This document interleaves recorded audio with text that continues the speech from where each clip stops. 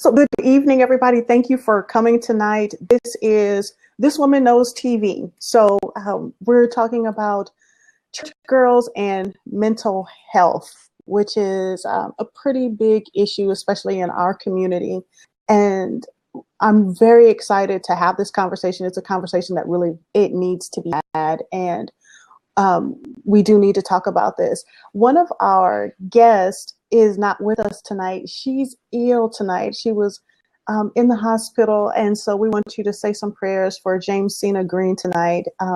She did write a book on this very topic, and so I will put a link to her book, to where you can purchase her book online. I'll put that in the show notes, and you can access her book and read her story since she's not here with us. So do say a prayer for Jamesina Green tonight. We know that all things work together, and so we're just going to keep her in our prayers tonight. So we are going to talk about mental health. One of my absolute favorite episodes. I am a product of the 90s. I grew up in the 90s and watched a lot of my favorite TV shows are in the 90s. So Living Single was a big show for me. I'm going to take my glasses off. So Living Single was a very big show for me. I loved the show. And one of my favorite episodes is when Khadijah is having a breakdown. She's working really hard. She's taking on all these jobs. Do you remember this episode? She took on all these extra jobs, and she's running at the speed of light. She's just doing way too much, which is unlike a lot of us who do way too much, and we don't know how to slow down and kind of take care of ourselves. And so she goes and sees a therapist. Reluctantly, she goes and sees a therapist, played by Jasmine Guy. And I'm getting a message here from our other speaker. Hold on just a moment. Okay. Miss Catrice, she just sent me a message. Let me let her know.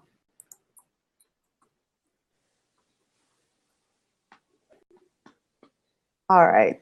So Khadijah, she goes and sees the therapist played by Jasmine Guy, and they're having this conversation. And she says, I don't know why I'm here, because I don't really need a therapist. We don't go see therapists. She says, all we need to do, remember this, my favorite line in the thing, she says, all we need is to go to church and get a little Jesus, and we're just fine. We don't go see therapists. And as funny and as hilarious as that was, that's a truth for so many of us. We don't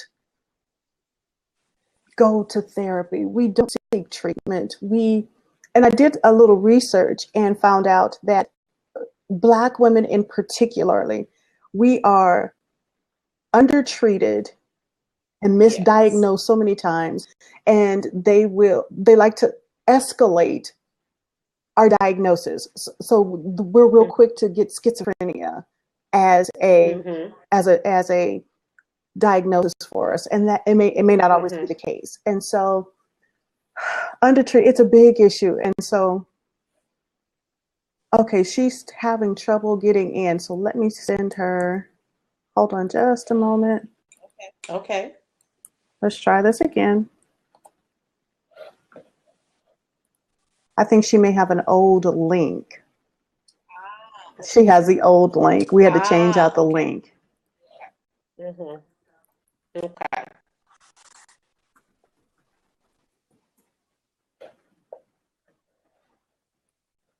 All right, so she should be coming on. Catrice should be coming on very shortly. And so again, for us, and then we know that we have a problem when you have pastors committing suicide. Yes. We have an issue. I think there were, in the last 2 years or so, we've had at least, 5 or so pastors commit suicide in between services. It's wild, and you have these issues. And I think part of it, especially when you start talking about church leadership, is like, well, who really can I talk to?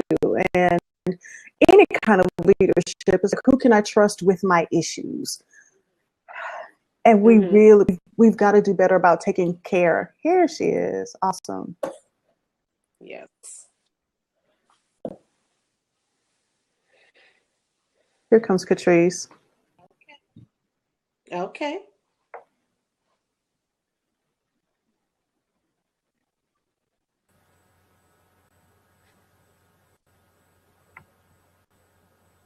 There she is. Hey, Catrice, how are you?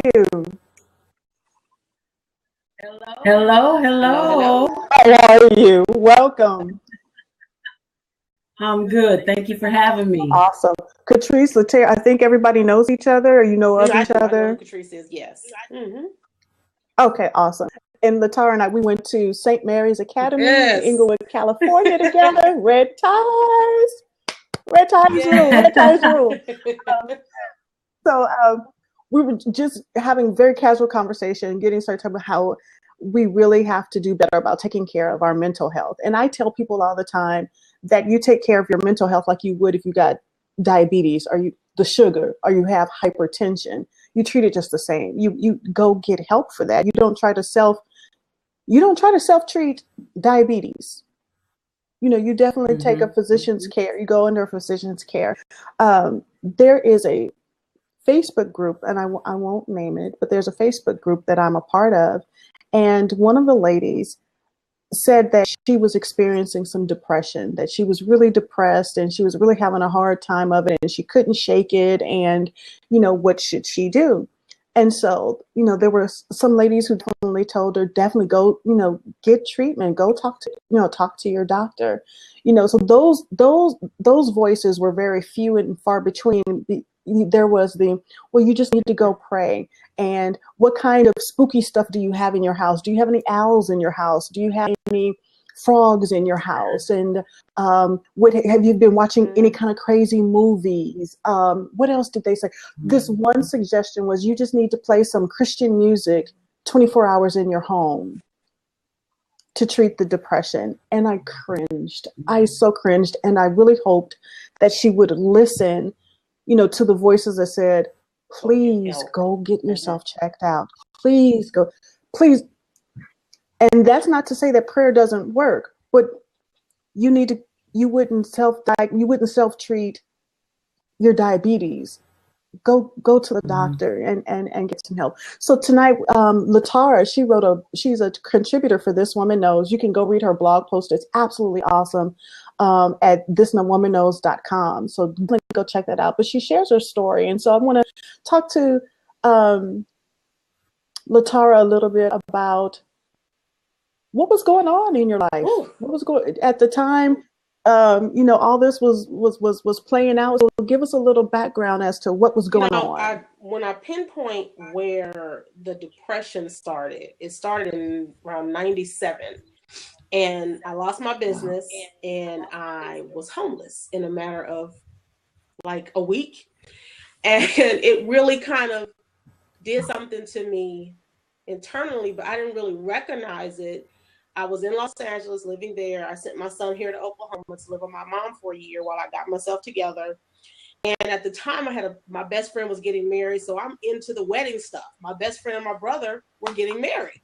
So I'm into making sure their wedding is good. And I'm doing everything, and not really paying attention to what's going on with me because I'm in church, I'm in the choir. So when you said play the gospel music, I'm like, this says the girl who sings, right?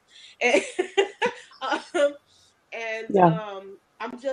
I'm always used to helping people. So I'm just in this helping mode and trying to get myself together because I made the wrong mistake and moved in with a horrible roommate. And so I just really realized okay, some years later, something happened in 97 that really hit me. And in 2002, I got married, not knowing I was depressed. And I got married. I got married to depression. Let me just put it that way. And oh, wow. And I married someone who had a very controlling spirit. So it just pushed the depression even more. And whatever he said do, I pretty much did because it would shut him up, and it just drove me deeper into depression. And it just, after I had my son in 2003. My doctor thought, oh, it's postpartum, you'll be okay, because I was explaining to her what was going on with me. And she was a friend of my husband's family. So, oh no, you couldn't possibly be dealing with any issues from that family. They're a stellar family in the community. And so it was just kind of avoided and pushed to the side. And in February 2008, I tried to take my life with my kids in the next room. And that's when I said something is definitely incorrect here. And I called my ex, and we were married at the time. I told him what happened, and he got me in touch with a negotiator from the police department. And she's the one who told me, she said, look, she said, you can love God with all that's in you. I do. She said, but people need to go get some help when your mind is not functioning correctly. And it's okay with God. You're not sinning by going to get some assistance. I just knew I needed help because I had been dealing with this for over 10 years and really didn't realize I was in a deep depression, and it got deeper and deeper the more I allowed myself to be controlled and just didn't pay attention. So tell us, what were some of the symptoms, or what did you experience? How did it manifest? The first few years, it didn't really, because I worked. I was a worker. I was a single mom. I worked 3 jobs. So it didn't really manifest in, I think it manifested and I was a little wild. I think that's how it manifested then. But then once I got married, it began to manifest physically. At my heaviest, I got to about 360. And I didn't want to go out the house. I became a hermit.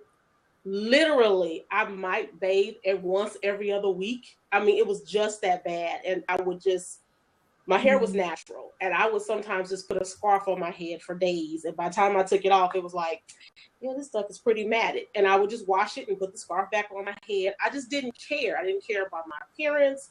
I didn't care about, I got to a point, you know, who was that in the Peanuts? Linus with the blanket. I think about, I just kind of walked around like Linus, like, oh, whatever happens, happens. And I was trying to run a business. And it affected my business. Oh, wow. And I was losing clients, and I was missing deadlines, and I'm taking these people's money. I'm not following through because I'm tired. When I had my son, my oldest son would take him quite often because I didn't want him by me. And it wasn't just the postpartum, it was the whole overall issue that was going on. And so now, LaTara, I think I lost Catrice. I was just getting ready to ask her if this is common among women, how the depression plays out. You know, are these symptoms very common, and women, you know, recognize? Can they see themselves in your story? So go ahead, tell us. So that night that you, I don't know if it was night, but the night that you decided you were going to try and take your life, tell us about that night. Or that moment. It was midday, like early afternoon maybe. And I was at the computer, and I had gotten to a really bad, we didn't argue. It was just a really bad moment of control. And he had left the house, and I just felt like I can't please anybody. I'm not a good mom. I'm not a good wife. I'm not a good person, because in my head, what had been pushed in me continually was that, see, because the abuse was, I had a lot of spiritual abuse. And what was being pushed in me continually was that God didn't love me, and that I belonged to the devil. So I really was just. Did that abuse come from the church, or where did that come from? Within my marriage. So it just added to everything. And I really just felt like God hated me. It was like, okay, God hates me. I hate myself. I don't want to do this no more. My boys would be better off without me. And at that moment, there were a pair of scissors just sitting there. And as I was saying it, I'm looking at these scissors, knowing I'm going to pick them up. Knowing I'm getting ready to pick these scissors up. And I went to pick the scissors up, and I put them to my throat, and I turned and I said, what's the use of being here? And my son, some kind of way, heard it, and he came out the room, and thank God, he said, no, this is not happening. He was 15 at the time, and he snatched those scissors out of my hand. He said, Mom, you will not do that. And I said, okay, God, something is not right. And I instantly went to the room, got on my knees, and just started crying because I knew something wasn't right. Something was not right because that's not me. So tell me then, okay, so your son, God used your son so beautifully, in that moment. He really did. So then so the person that you were on the phone with, who kind of, was able to initiate or get you into treatments. Tell me, what did treatment like? What was that process like? What did you? Well, I had to. The funny thing is that the treatment was harder for me to get into because of the control that I was under, and so I had like a double-edged sword there, right?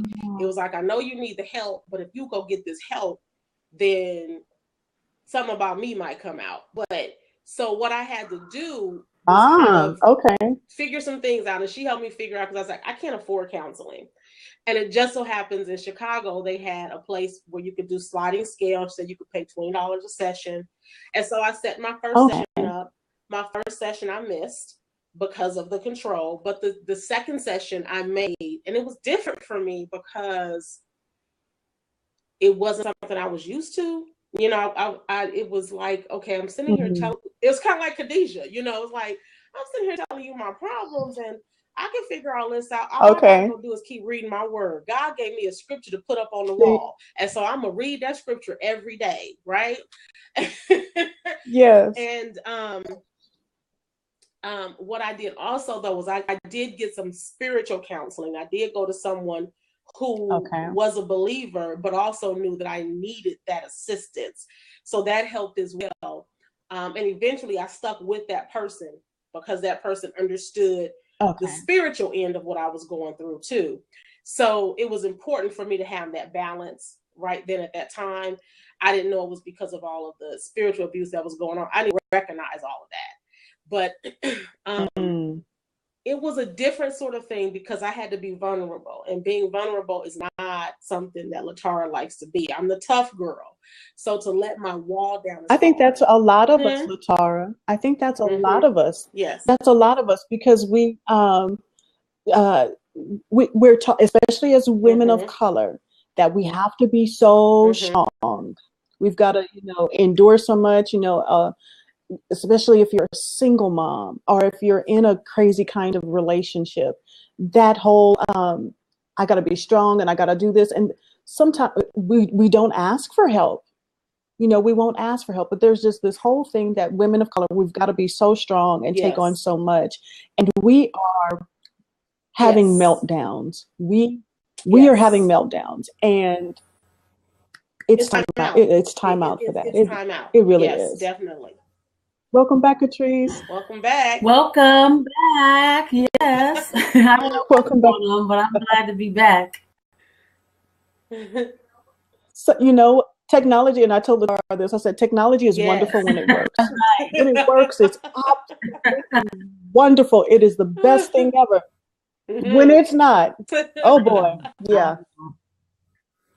So, Catrice, while we have you back, LaTara was talking about some of her symptoms that she was having and how mental the illness impacted or how it showed up in her life. And she was talking about the physical and how there was the weight gain, and then there was the not wanting to take care of herself. So what are some of the how does depression manifest typically? What are some of the things that people can look for if you see, like, especially if you see it in your friend at church, if you see it in another sister, what are some of the signs that we can look for that go, she says she's fine.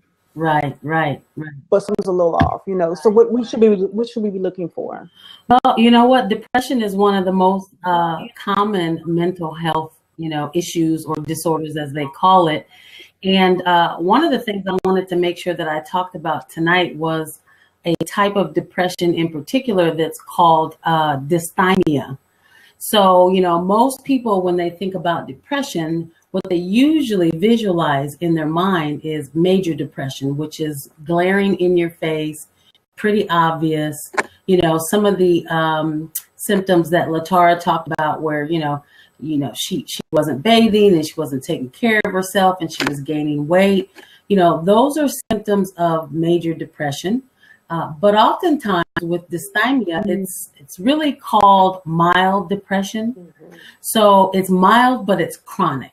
So it can be, it can last a long time, and it can almost go undetected and unnoticed because it's so mild. But some of the symptoms of dysthymia are just being irritable, kind of feeling hopeless, like things are never going to turn around. A couple of other symptoms are that you just kind of lose, or there's a lack of enjoyment. You don't just, you don't enjoy things that you used to enjoy. Maybe you're sleeping too much, or maybe you're not sleeping enough. There's kind of this subtle. Patrice, you are breaking up. I'm breaking up? Yes, ma'am. Yes, ma'am. Okay. I'm not sure how to fix that. And now I'm getting an echo. Try. I think it's the technology. I think it's just the wonder of Wi-Fi and all of this. So if you could type in for us that type of depression that you were saying that we don't normally get. We said there was major depression. Type in that other depression that you mentioned that's misdiagnosed or can be missed. If you can type that in for us so we can know what we're looking for, that would be absolutely awesome. Yeah. And as Catrice was talking, I was thinking, can it progress? Can the mild become severe? Yes. Yes. The longer it goes untreated, the more severe and major it becomes. But if you've ever kind of been, and you gave a perfect example, LaTara, when you talked about Linus, who just kind of moves around slow, not really excited about life, nothing really matters. Mm-hmm.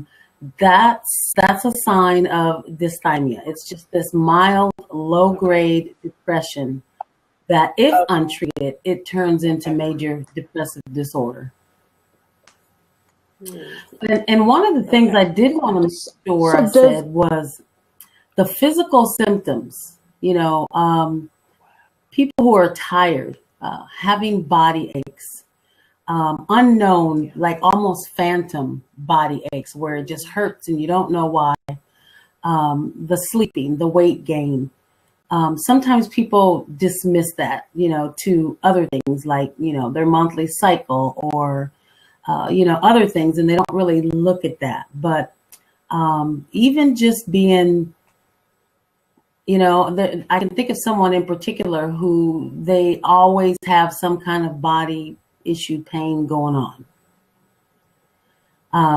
And, when I look at that, I think, it to me, because my mind is trained to go that way. There's no major reason why this person should have all of these body pains, if you will. And so then I look at the other behaviors, and there's probably some mild depression going on. Oh well, we have one of the comments. Catrice, we have a comment in this, and I think that it's so important. She says her depression felt like she was in a car traveling fast and she could see a wall coming and couldn't stop it. Oh. Yeah.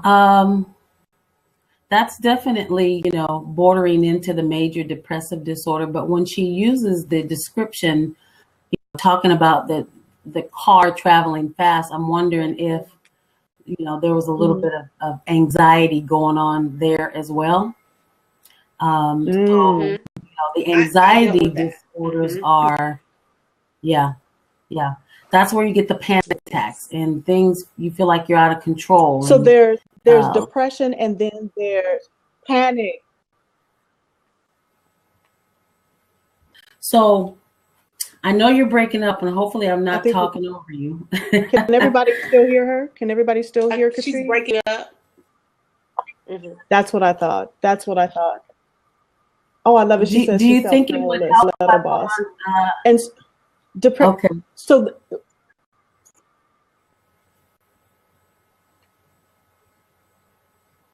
type in your question because I missed it completely. My question? So I know that, so from what I could tell with Catrice, there's depression, and then there's the whole anxiety, which is that something different? Is anxiety something different from depression? Is that a whole different, something else that we got Yeah. to deal with as well? I got here with me Really? the DSM-4. So this is the mental health Bible, and you can see how thick it is. Every diagnosis you Okay. can think of is in there. So according to this book, Okay. mental health disorders are broken into categories.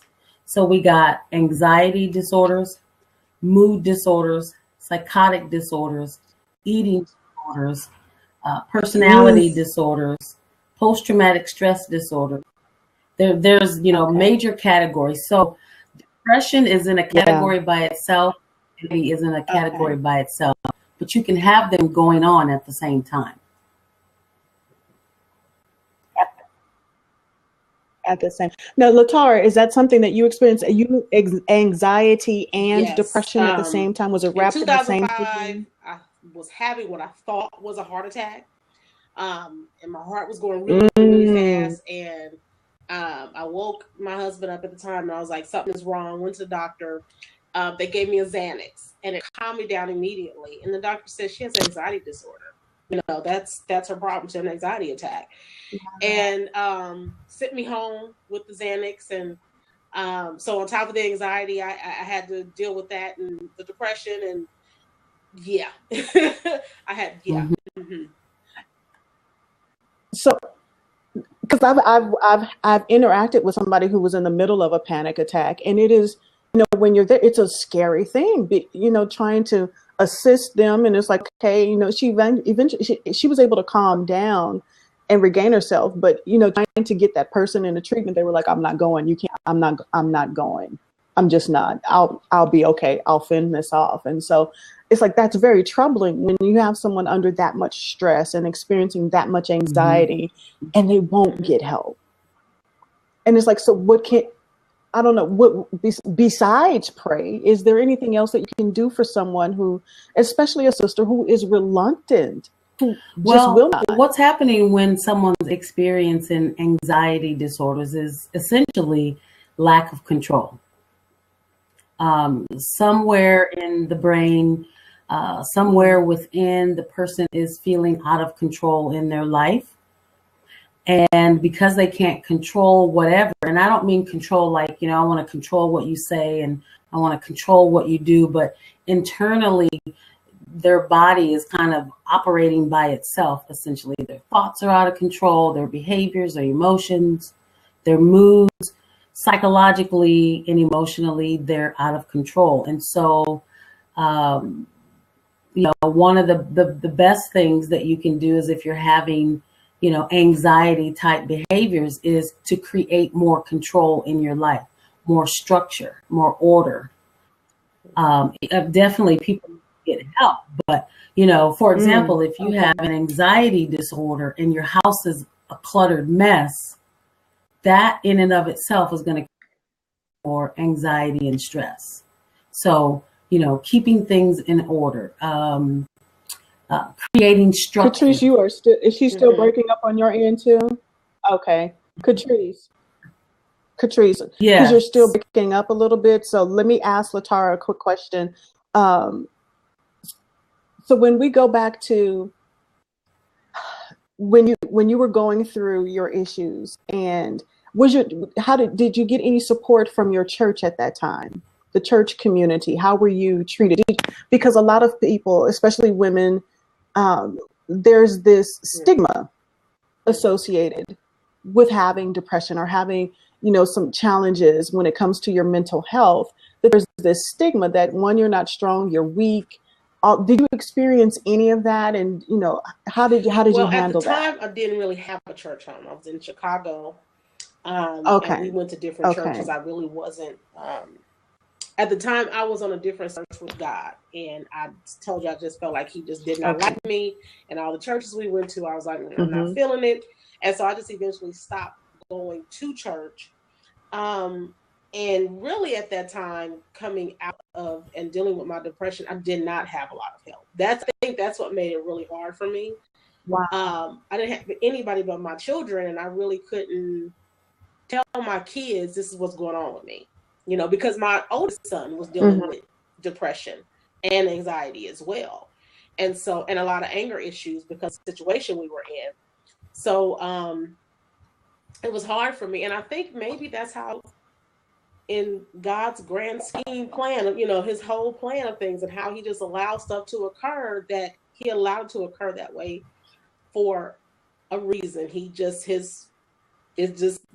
I think I had to go through that period to understand that we have to be more aware within the church on how to deal with mental illness.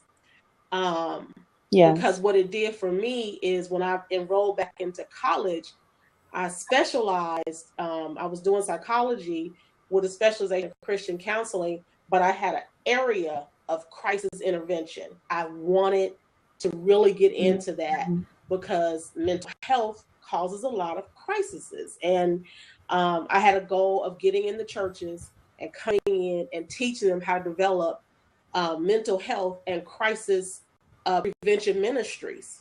I still want to do that. Wow. So because it is so very important. And I think in hindsight, there's a reason why it all happened, that I had no church home at the time. Okay.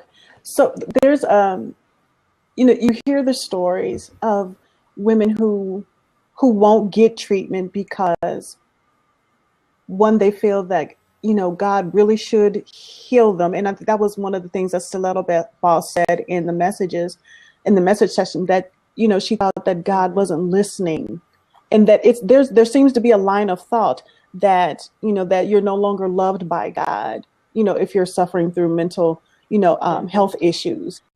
And it's such a lie, and it just perpetuates. And I think it's part of the depression in itself. And so there are women who go, I should be stronger, and I shouldn't be having these issues. I should be stronger. And they apologize for being weak. They apologize because they think they're weak. And it's like, you just wish, it's like, sweetie, this is chemical. This has nothing to do with your physical strength. It really doesn't. This has everything to do with something not quite being right chemically, and it can be treated, and you can be okay.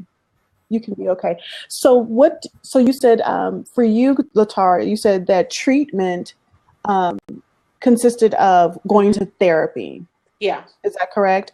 So what's how do you end depression? How does it end? How does it get better? So, and what does that look like as now? you were talking, I was thinking about, it was something that, where Catrice was saying that you need to create structure and order. One of the things that I had to do was I can remember, and this is totally spiritual, I can remember sitting on the edge of a bed. We were staying with a friend in Illinois, I want to say Peoria. And there was just a lot of just stuff going again into my head, and so much happening. And I can remember God telling me, I need you to go because you're in the way. And I kind of was like, what? And I called my mom, and I was like, hey, I'm coming to Oklahoma, because my son was already here. And it's funny, my son coming here had been here a year before again for the second time in 15 years. But I see how God designed it, because I wasn't going to leave my baby here in his senior year by itself. And I said, I need to go. That's how I got out of there. I said, hey, I need to be here for AJ senior year. And I think coming here with my mother became a saving grace for me, because I remember one day, because when she saw me, she was just like, what happened? That's your mom. They don't, she was like, how did you let yourself go like this? And one day she looked at me, and this was the starting point, believe it or not. And she said, hey, let's go to the Dollar Jewelry store and pick you out some jewelry. Because I wasn't wearing jewelry anymore. Because the control, like Patrice was saying a lack of control. I had no control in my environment. So the depression just got worse and worse. And anxiety got really, really bad. Mm-hmm. And I remember her taking me. She said, I'm going to do that. And then I remember her, because my mother's a fashionista. And I grew up wanting to be like my mama, you know, so I was a fashionista too. And going to that jewelry store was a start for me. And then slowly but surely, I just began to set some borders or some boundaries around my mind, because I knew I needed to do some work, and what I would allow in and what I wouldn't allow in, even with my children. It was like, no, we're not going to disrespect me like that. And we're not going to argue. We're not going to fuss. At the time, my oldest son was dealing with his own anger issues and coming out of that mess that we were in. And so we would do this a lot. And I can remember one day telling him, we're not going here and no further. Now you can go to your room, and this is how we're going to deal with this. And then you can come back later and we'll talk. So I began to kind of pay attention to when things were getting out of control, and I needed to regain that control. And just setting those boundaries. And that day when I went and got those earrings, something clicked. You know, it's a pair of earrings that made me go, of all things, what is wrong? I got to get it together here. Wow. And I had been going through the therapy and everything, but it was those earrings. So Catrice, let me ask you this. What are some common treatments for depression? I know that LaTara mentioned there's therapy, Xanax, you know, they can definitely prescribe things. So how do you treat depression? So what should a church girl expect, you know, when they become brave and they take control of their health and they go seek treatment? What should they expect? Well, the treatment options are varied, and definitely treatment depends on the diagnosis. But in my opinion, I think the first thing to do is to go and get an accurate diagnosis, because the way they may treat major depressive disorder is going to be different than the way they treat post-traumatic stress or anxiety disorder. And so the first thing is to definitely get, you know, a professional opinion. So what I've seen and what I've, you know, done in my private practice when I was working with women and children is, you know, therapy is powerful. I encourage anyone watching or listening or who will listen to, you know, put your ego to the side and try to put shame to the side and just go and get some counseling or some therapy. Can you repeat that? Because you just broke up just a little. Can you repeat that one more time? You said that you would recommend that they get an accurate diagnosis and start from there again. Someone that,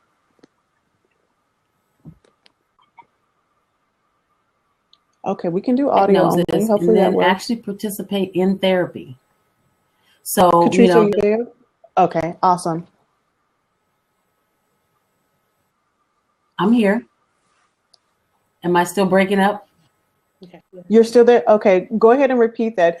The signal is really, really poor, so you're breaking up. Yes, ma'am. Okay.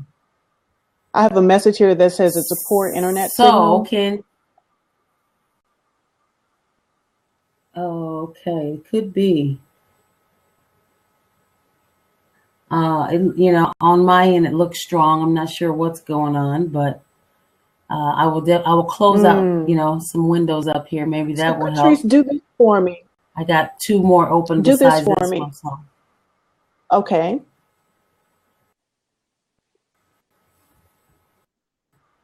If you can type in your response, that would be awesome. Because you're definitely getting some props. People are definitely responding to what you're saying. It's so needed. So please, you know, please stay online. And if you could type that in, and at the end of the show, I'll put in a link where you can definitely get in touch with Catrice. You can get in Yeah, Yes, Blab ma'am. is in Yes. beta format, so you're gonna have some. I absolutely love it. I love it, and so when they come out of beta and they have all the bugs worked out, it's gonna be absolutely wonderful. There she is. She's back. Um, so what should or how would you, especially LaTara, how would you want the church in the perfect world? How would the church respond to mental illness? How would they respond to leadership so that you don't have pastors committing suicide in the parking lot?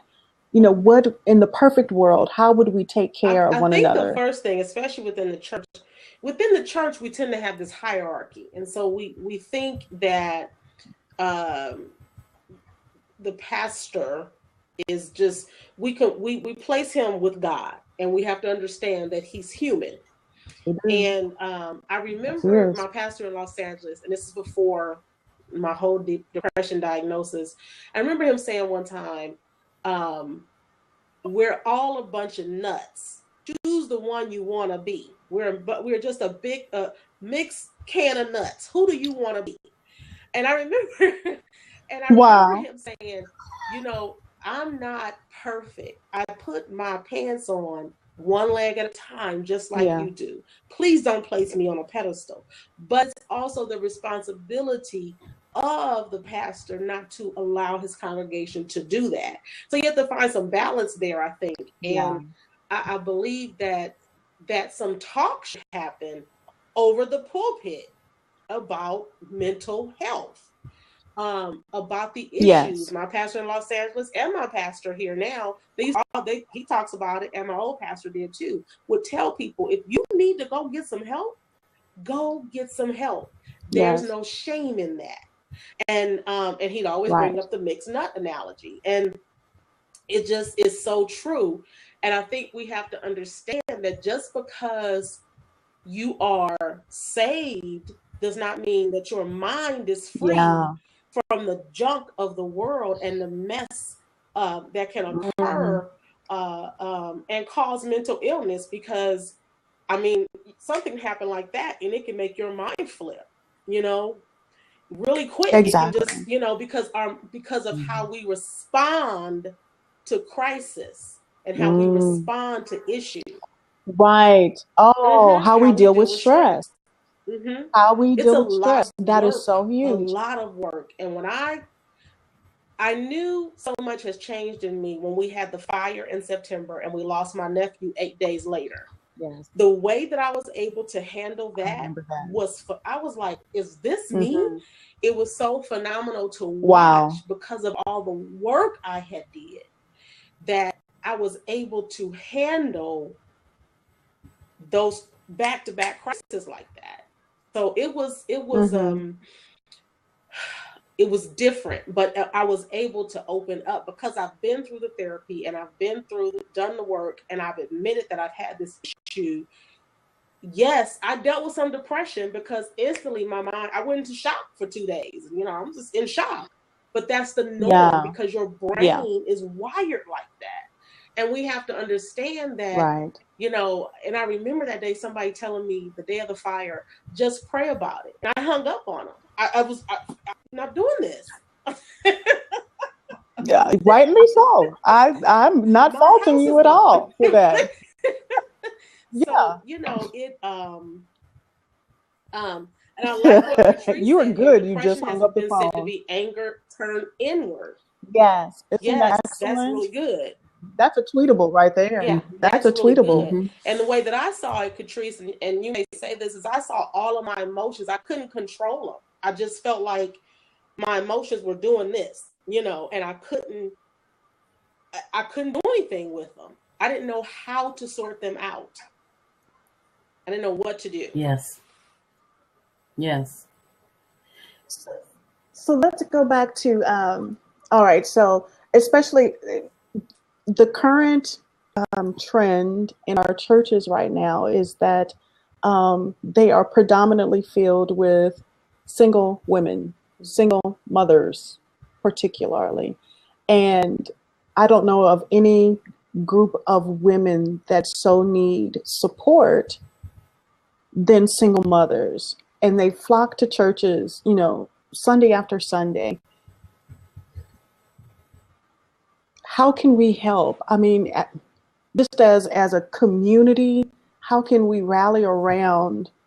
Because these are the women I see struggling under the weight of all the responsibility, and they have their private meltdowns. They have their private breakdowns, and then you put on your your face is beat, and you go back to life. It happens. So how do we help her? How do we help her? And I guess I'll give that one to Catrice. And it's like, is there anything that we can do? Yes, and I think before any treatment, before any counseling, before any group, we, especially as an African American community, we have to end the shame. We have to end the shame. We have to end the blame. We need more mental health professionals that look like us. Yeah. To be in place, and to be in place, in place with integrity. Yeah. And so there has to be education. Wow. We have to get in the church and educate people about what these disorders are and where they come from, and that there's nothing wrong with you. And that has to start from the top down. Can't go in and educate the pew members if the pastor thinks, differently. So pastors need to go and get mental health education and training so that they can trickle it down and then put those resources within the church. I think every church should have a counselor on hand or a list of referrals, or people shouldn't have to be searching for help, especially in the place where you go to get help.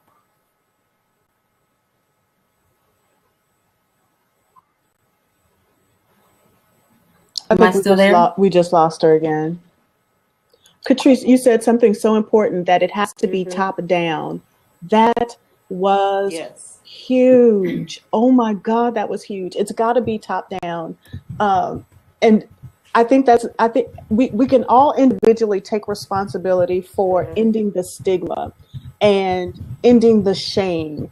So that means we may have to adjust our speech and have a different conversation instead of making fun, because mental illness is the butt of so many jokes on TV shows, sitcoms, even in our conversation. Girl, she crazy. And it was like, we may have to really change that. And it becomes, it's like we have to become a party of one, committee of one to make the change. And to, if she says that she's really going through something, oh my God, I would so encourage church people.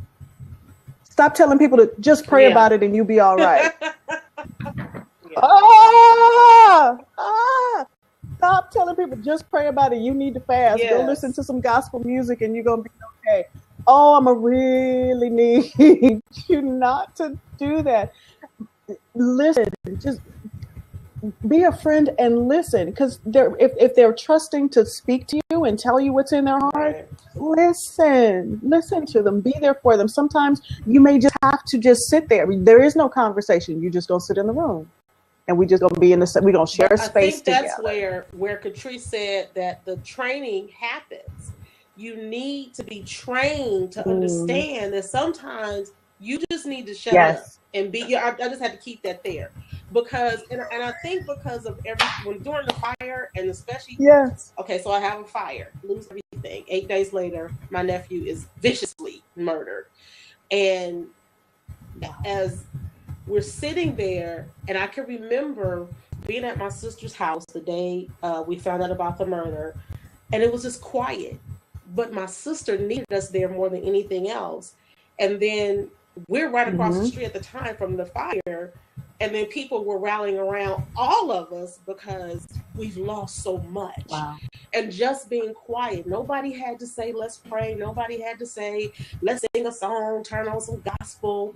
And It was a pastor there, but she understood the importance that time of there's nothing to say, because sometimes there is nothing to say, and that's the best thing you can do. And I think the training is important so that we recognize that there's a time and a place for everything, and we need to understand the timing and the place as we're approaching people who are dealing with mental health issues, right? Like a parent who might be dealing with a child, so you know something's not quite right, and you tell them you're going to whoop them. That's not the answer.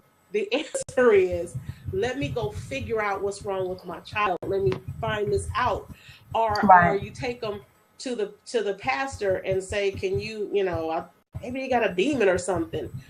Go sit down and go get some help. Not the demon. Right? I mean, these are things that I've heard in the church, and I'm going, really? Yeah. It's just a matter of the training that Catrice was talking about, and that is so very, very important. And that's key. It's key. The training is key. I totally. Can you guys hear me? Yes. That was really short. Shuckles. Shuckles. Oh man. Because she's typing in some very good information. And then Stiletto Boss, I like what she says. She says that one of her friends took her silence personally. Yes. So when you're in the middle of a depression, in the middle of it, and you're not yourself, you're not talking to you really aren't. And it's like, again, this is going to boil down to training. This is absolutely going to boil down to to really getting educated, and I think we get in trouble, so especially as church people, because you have mental illness described in Scripture as demon possession. So we treat it as such,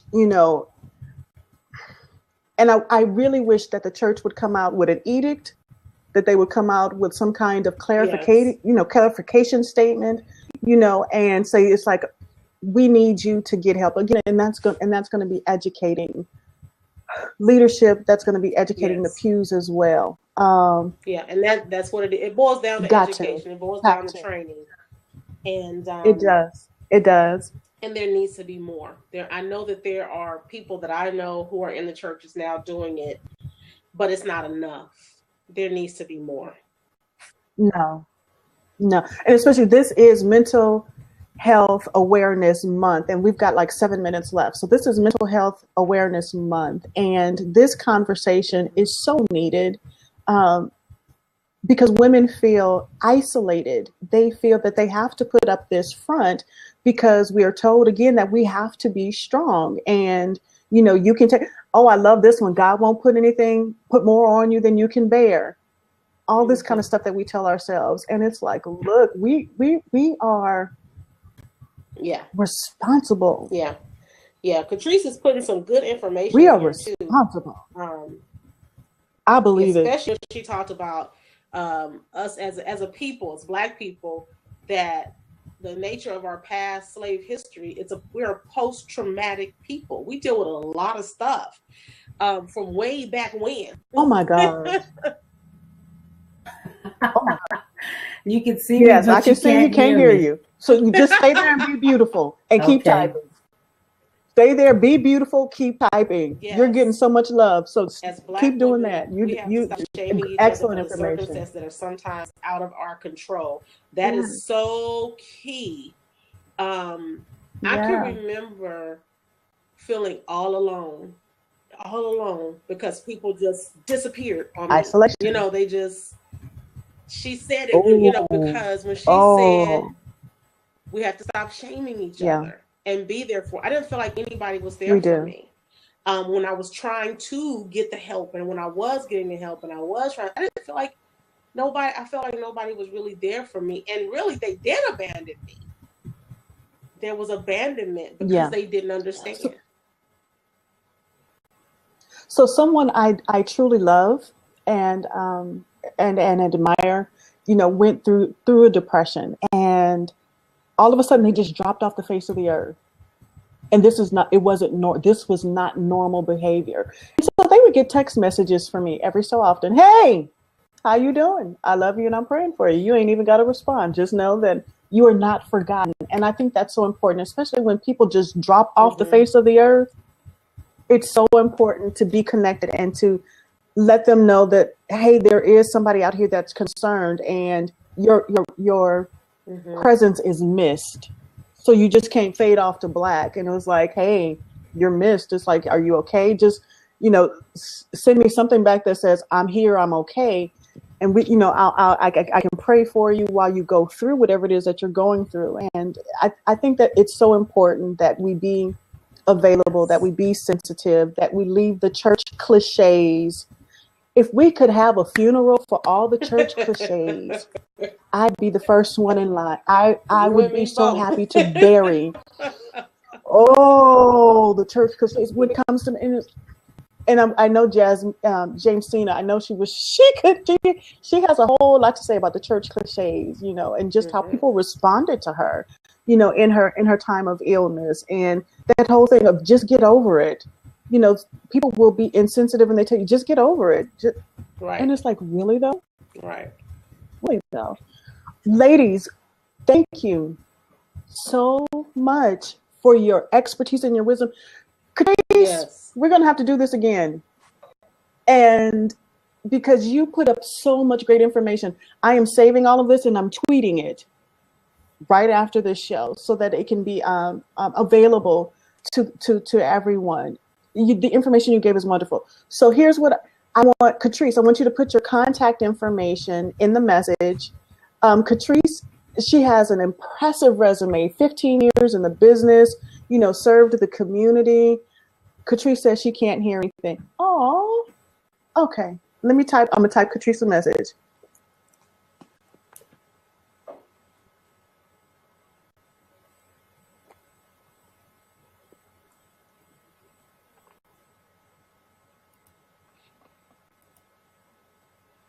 And we will pray for Blab, that all the people at Blab, all the IT people and the coders and everybody, that they get this together so we can have, you know, a pretty much problem-free experience next time.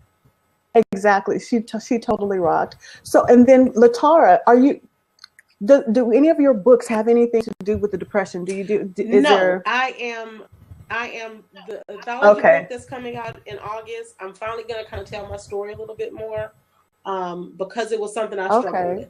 I struggled with telling my story. Okay. But that's because I had to come out of a mind mess of almost 11-year very controlled marriage. So yes, I had more mental mess to sort through. So please. I totally get it. So please put in your contact information in the message, and I'll definitely have this with the show notes and everything where people can get in touch with you, because you offered some great information, great tips, and your stories are so powerful of how you were able to come through, and you know you're okay today. And so thank you so much to everyone that joined in tonight. This show will be being recorded, and I'll put it up on thiswomanknows.com. Catrice, thank you for being the expert in the room tonight. I honor your presence tonight. Thank you so much. And LaTara, thank you. Powerful story. And I will put a link to James Cena's book. It's the title of her book is like, I Don't Like Myself. It's from the space where she was during that depression, and she has an incredible story of how she overcame, and she's gone through multiple things, and so she has a powerful story and testimony. Thank you all so much for coming in tonight. We'll continue this conversation another time, but thank you all so much for coming. God bless you all, and we'll end with a quick prayer. How about that? Can we do that? All right, Father, thank you for every single woman that is here tonight. Thank you for their stories. I thank you because you know what each of us are going through. Thank you for Catrice and for Tara sharing their stories and their expertise with us tonight. I pray that you would keep us. I pray for radical change in our churches. I pray that we would educate ourselves in our community, and that our collective trauma as a people would be healed. So, Father, we just thank you. We give you praise. We give you thanks. Amen. In Jesus' name, amen Good night, everybody. Thank Good you guys night. so much. I appreciate you all. Good night.